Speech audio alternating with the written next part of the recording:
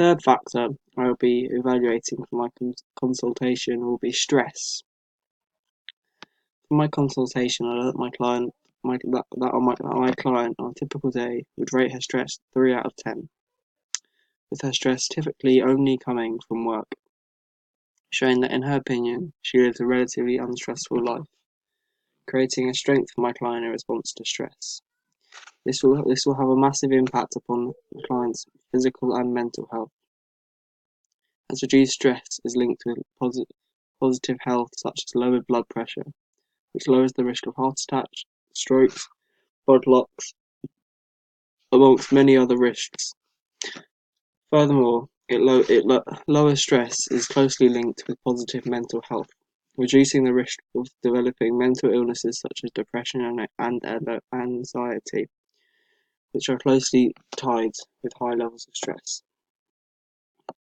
However, a weakness my client has in relation to stress is how she copes with her stress. During the consultation, she stated that she puts her stress in the back of her mind, and when asked if she believed her method is successful, she stated that her stress can build up within her,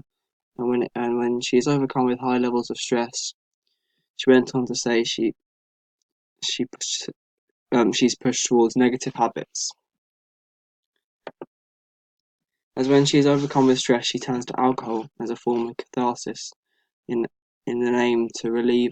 try and relieve her stress. However, this is an extremely negative form of dealing with stress, as drinking will not resolve her issues, merely hide them, leaving my client simply running from her problems, which is a negative for my client's health, as it promotes drinking to hide emotions, which as social animals it is vital to release our emotions and not hoard them, as it will only intensify feelings and make them worse.